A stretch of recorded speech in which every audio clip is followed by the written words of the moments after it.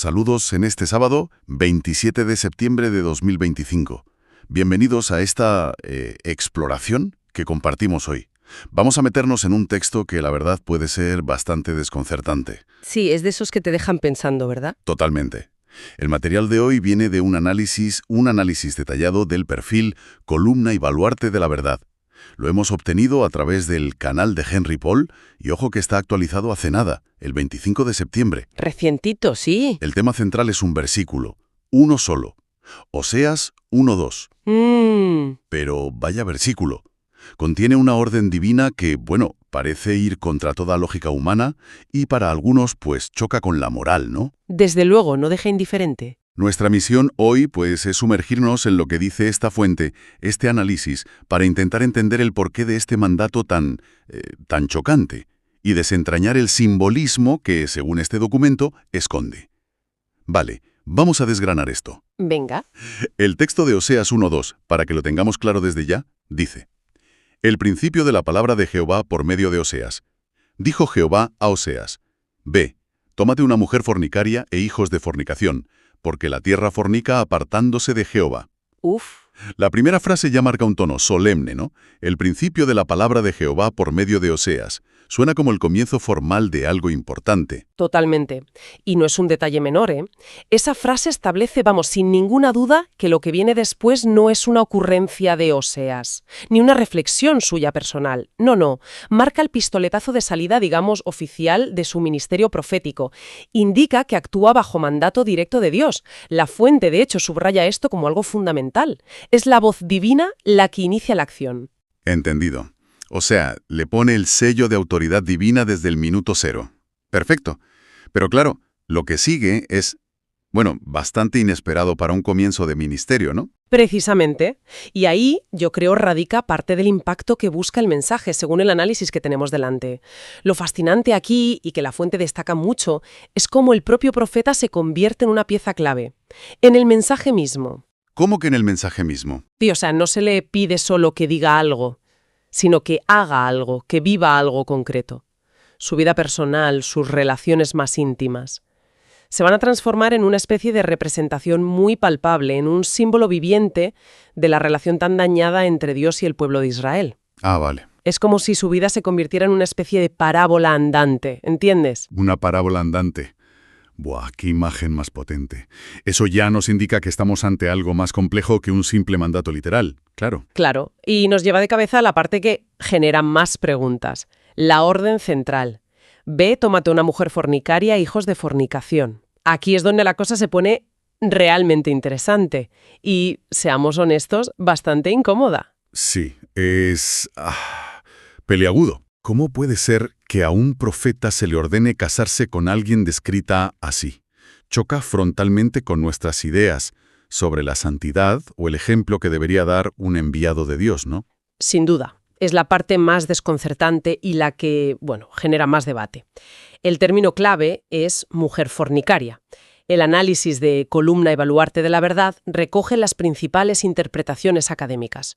A ver, ¿era Gomer la mujer con la que Oseas se casó alguien ya conocida públicamente por su conducta, infiel o promiscua, antes de que Oseas la tomara por esposa? ¿O se trata más bien de una revelación divina a Oseas, como advirtiéndole de que ella sería infiel después de casarse? Y tiene mucha importancia cuál de las dos opciones sea. Quiero decir, ¿cambia mucho el significado? Pues mira, ambas interpretaciones son teológicamente viables y tienen base textual según indica la fuente, ¿eh? Si Gomer ya tenía esa reputación, el acto de Oseas de casarse con ella sería una declaración pública aún más radical, más contracultural, desde el minuto 1. Claro. Mostraría un amor que va más allá de la reputación y el mérito, ¿sabes? Entiendo.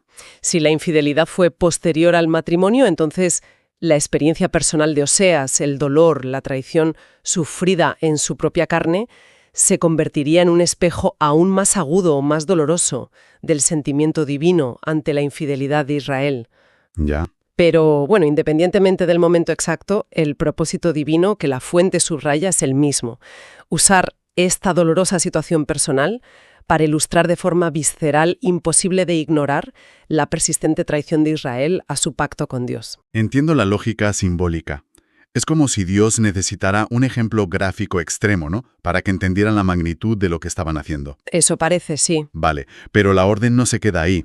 También dice hijos de fornicación. Esto suena todavía más fuerte.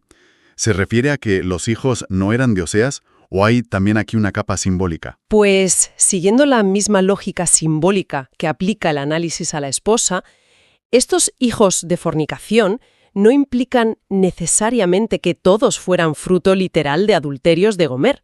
Aunque bueno, el desarrollo posterior del libro de Oseas sí apunta a infidelidades, ¿eh?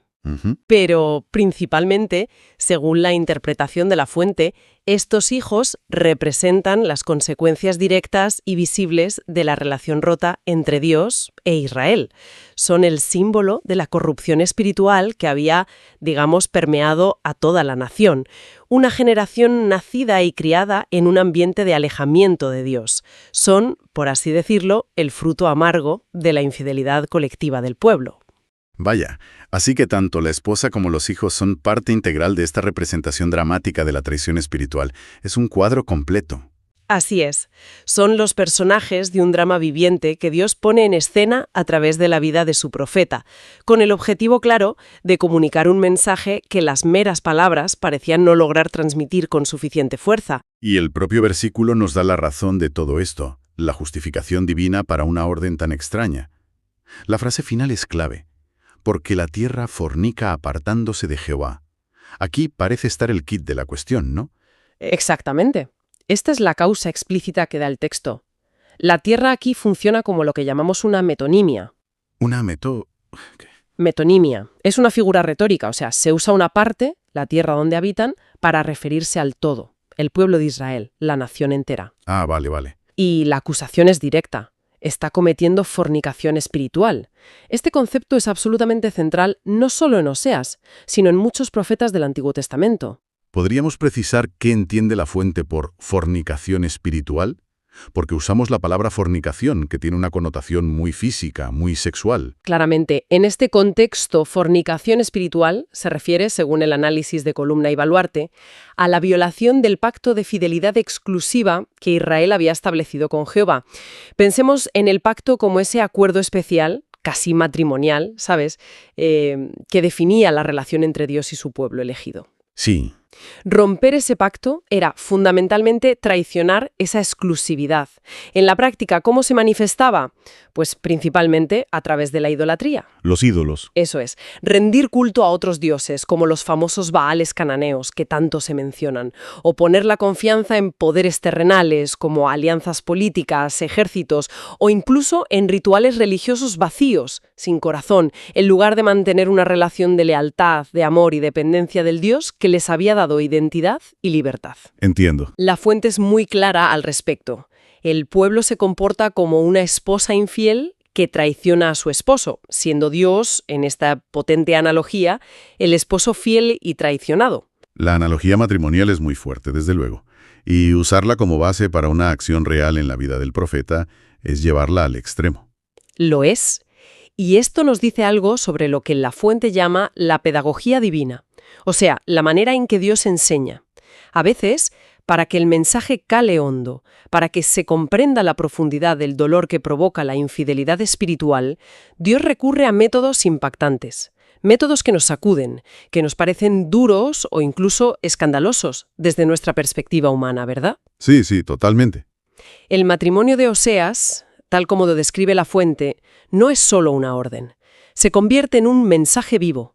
Oseas no solo predica sobre la traición, la está viviendo, en su propia casa, en su propio corazón. Un mensaje vivo, me gusta esa idea. No es un sermón abstracto, es una vida que encarna el mensaje, con todo el dolor que eso implica. Exacto. Entonces, si recogemos todo esto, ¿qué significa?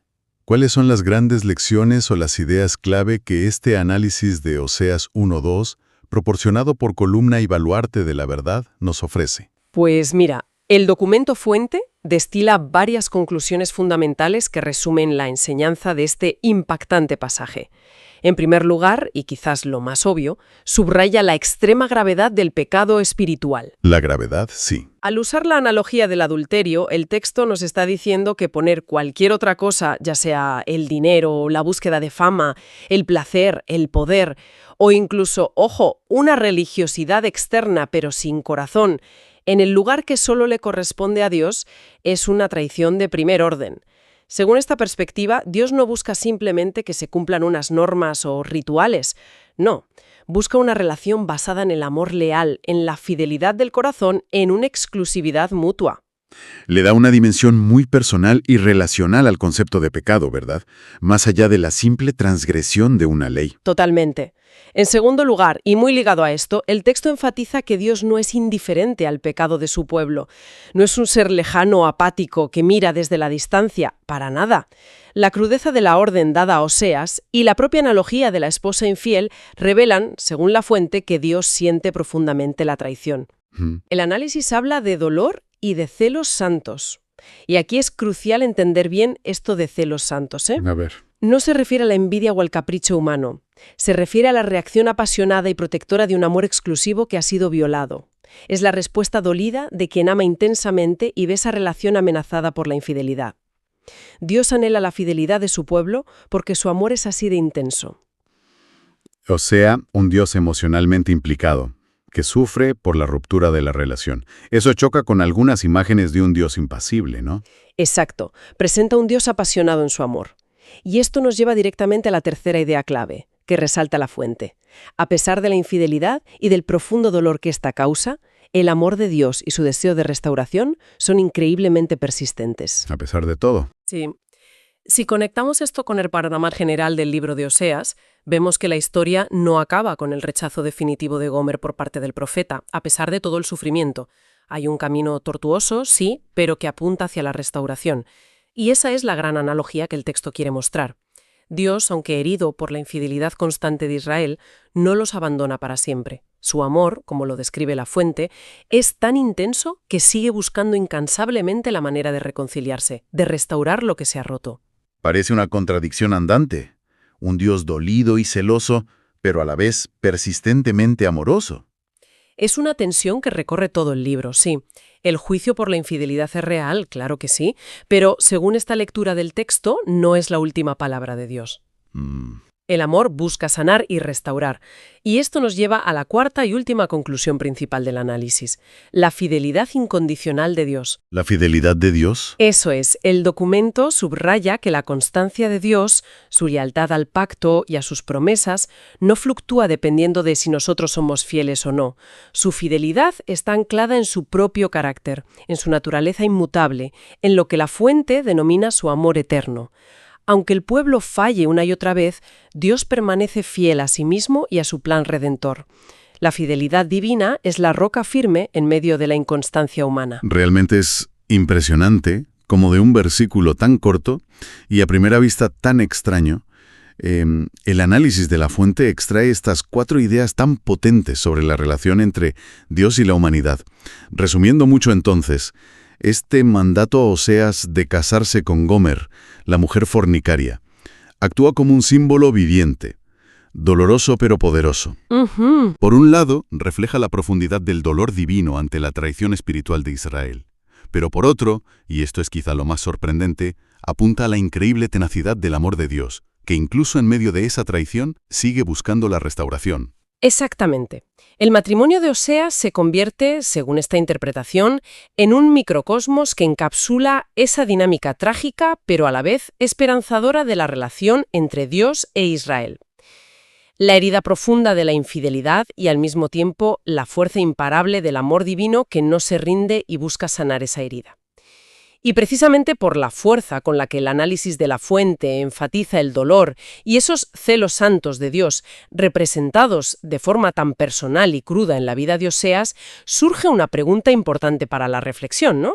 A ver, dispara. Si realmente asimilamos la intensidad de ese dolor divino que el texto describe, esa reacción tan visceral ante la ruptura del pacto, ¿Cómo podría esa comprensión llevarnos a reconsiderar la naturaleza misma de la relación de pacto que la fuente describe? O sea, ¿qué implicaciones tendría para entender la seriedad, la profundidad y las exigencias del compromiso que, según este análisis, Dios espera de aquellos que entran en relación con Él? Una pregunta que resuena, desde luego. ¿Qué significa realmente la fidelidad cuando se contempla la magnitud del dolor que, según este texto, causa la infidelidad a un Dios cuyo amor se describe como tan apasionado e intenso? Ahí queda eso. Queremos agradecer la perspectiva detallada que nos ha ofrecido este análisis de columna y baluarte de la verdad, al que hemos accedido, recordamos, a través del canal de Henry Paul. Ha sido una inmersión profunda, en un pasaje complejo que invita a seguir pensando. Con esa reflexión final, pues concluimos nuestra exploración por hoy.